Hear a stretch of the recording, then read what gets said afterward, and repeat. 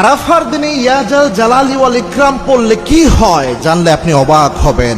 এই যে আরাফার দিন, যেই দিনে আল্লাহ বান্দাদের সবচেয়ে বেশি মাফ করে, যেই দিনে আল্লাহ বান্দার সবচেয়ে দোয়া কবুল করে, কেননা এই দিন হাজী সাহেবরা উস্কো খুস্কো অবস্থায় তারা আল্লাহর সামনে হাজির হয়ে ঘোষণা শুরু করে দেয় আরাফাতের ময়দানে, লাব্বাইক আল্লাহুম্মা লাব্বাইক লাব্বাইক লা শারিকা লাক লাব্বাইক ইন্নাল হামদা ওয়ান নি'মাতা লাকা ওয়াল মুলক লা শারিকা লাক।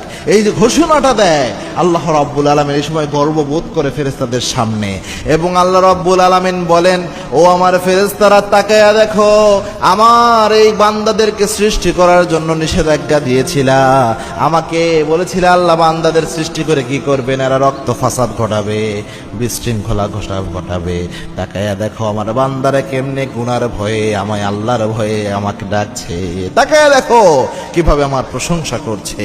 এই সময় আল্লাহর হাবিব জানিয়েছেন এত পরিমাণ আল্লাহ বান্দাদের মাফ করে, যে পরিমাণ বান্দাদের মাফ আল্লাহ অন্য সময় করে না, এবং দোয়া কবুল হয় দিনে সবচেয়ে বেশি। আর ইয়াজাল জালালি ওয়াল ইকরাম এটা আরাফার দিনে স্পেশাল কোনো মানে নির্দিষ্ট কোনো দোয়া না, বরং ইয়াজাল জালালি ওয়াল ইকরাম এটাকে অনেক ওলামায়ে ইকরাম এটাকে ইসমে আজম বলে থাকেন। কেননা আল্লাহর হাবিব সাল্লাল্লাহু আলাইহি ওয়াসাল্লাম একদিন বসা ছিলেন, তার পাশেই একজন সাহাবী এসে দোয়া করলেন। দোয়ার মধ্যে ওই সাহাবী তিনি বললেন, ইয়া হাইয়ুন ইয়া কাইয়্যুম ইয়া জাল জালালি ওয়াল ইকরাম, এটা পরে আল্লাহর কাছে চাচ্ছিলেন। আনাস রাদিয়াল্লাহু তাআলা আনহু আল্লাহর হাবিব বললেন, আনাস তাকায়া দেখো এই ব্যক্তি যে আল্লাহর কাছে দোয়া করছে, এর সব দোয়া আল্লাহ কবুল করে নেবেন, কেননা এই দোয়ার মধ্যে এই বাক্যটা পড়েছে।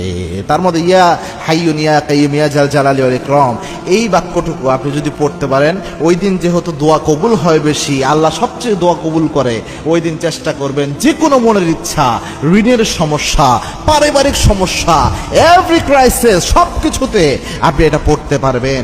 আপনি সব কিছুতে ইয়াজাল জালালি ওয়াল ইকরাম প্রথমে পড়ে আল্লাহর কাছে চান, আপনি স্মার্টলি চাওয়ার চেষ্টা করেন। মনে রাখবেন আল্লাহ রাব্বুল আলামিন ওই বান্দাদেরকে সহজেই দিয়ে দেয় যে বান্দারা বুঝে শুনে বুদ্ধিমত্তার সাথে চায়। এ সিনসিয়ার দোয়া লাইক এ মিসাইল হামলা করলে যেমন মিস হয় না, এটা এমনি দোয়ার মতো দোয়া করতে পারলে এই দোয়াও আপনার কবুল হয়ে যায়। জিলহজের 9 তারিখে রোজা রাখা পৃথিবীর বিভিন্ন প্রান্তে ছড়িয়ে ছিটিয়ে থাকে যে সমস্ত মুসলমানগণ আরাফায় যেতে পারেননি বা হজ করতে পারেননি, তারা জিলহজের 9 তারিখে যদি রোজা রাখেন, নবী করিম সাল্লাল্লাহু আলাইহি সাল্লামের ভাষ্য অনুপাতে 1 বছর পূর্বের এবং 1 বছর অগ্রিম অর্থাৎ পরবর্তী 1 বছর যদি আল্লাহ তাকে বাঁচিয়ে রাখেন, তাহলে সেই বছরের গুনাহ অর্থাৎ সগীরা গুনাহগুলো আল্লাহ তাআলা মাফ করে দিবেন। এজন্য জিলহজের 9 তারিখে বিশেষভাবে নফল রোজা রাখা, এবং অনেক ওলামা ইকরাম বলেছেন জিলহজের 1 থেকে 9 তারিখ পর্যন্ত, যেহেতু আমলের দশক, অতএব এই 9 দিনই রোজা রাখাটা বিশেষভাবে নির্দেশিত যদি তৌফিক হয়।